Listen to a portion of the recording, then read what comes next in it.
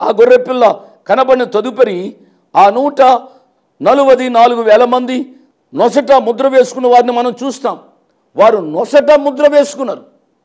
మరొకసారి జ్ఞాపకం చేస్తున్నా, సాతానునిక ముద్ర నొసట కుడి చేతిలో ఉంది. కానీ ఈ 144,000 మంది నొసటే వారు ముద్ర వేసుకున్నారు. అనగా వారు విశ్వాసులుగా లోకానికి తమను తాము కనబరుచుకుంటున్నారు.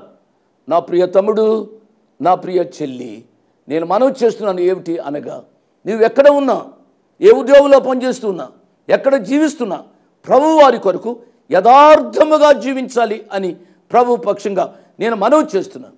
There is no secret Christianity. రహస్యమైన క్రైస్తవ జీవితం వద్దు అండి. అనేకుల యొక్క జీవితాలలో రహస్యమైన జీవితాన్ని మనం చూస్తున్నామండి. ఆయా సమయాల్లో వివాహాల విషయాలు, బిడ్డల విషయాల్లో, వివాహ విషయాలు మాట్లాడవలసి వచ్చినప్పుడు కులం అడ్డు వస్తుంది, ఏమేమో అడ్డు వస్తూ ఉన్నాయి. ఎంతకాలం ఈ క్రైస్తవ భక్తి, ఎంతకాలము ప్రభువు కొరకు జీవించలేని భక్తి, ఎంతకాలము నేను క్రీస్తువాడును క్రీస్తుదానును అని చెప్పుకోలేని భక్తి, ఎంతకాలం ఈ కులం అడ్డు వస్తుంది. ఈ విషయాన్ని మీరు అర్థం చేసుకునే సవినయంగా మనవి చేస్తున్నాను. ప్రియ తమ్ముడు, ప్రియ చెల్లి, ఐ కెన్ అండర్స్టాండ్. నాకు తెలుసు, నాకు అర్థమవుతుంది. నీ కుమార్తెకి వివాహం కష్టం కావచ్చు, నీ కుమారుని యొక్క వివాహం కష్టం కావచ్చు. ప్రభువు కొరకు ఈ శ్రమను అనుభవించడానికి ప్రార్థన చేసుకుని ఆ కృపా ధైర్యం ఇమ్మని ప్రభువును ప్రార్థించి ఒక గొప్ప సవాలును నువ్వు ఎదుర్కొనమని ప్రభు పక్షంగా నేను మనవి చేస్తూ ఉన్నాను. నెంబర్ 2, నెంబర్ 3, మూడవది ఏమిటి అనగా, ఆ 144,000 మంది ఒక క్రొత్త కీర్తన పాడుతూ ఉన్నట్లుగా మనము చదివాం.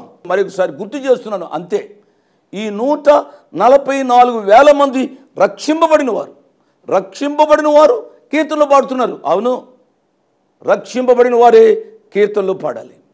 నా ప్రియ తమ్ముడు, నా ప్రియ చెల్లి, ఒక ప్రక్క సినిమా పాటలు, ఒక ప్రక్క ద్వంద్వ అర్థాలతో కూడిన పాటలు, మరి ఇక ప్రక్క యేసయ్య పాటలు పాడటం అది నీకు ఆశీర్వాదకరం కాదు అనే విషయాన్ని జ్ఞాపకం చేస్తున్నాను.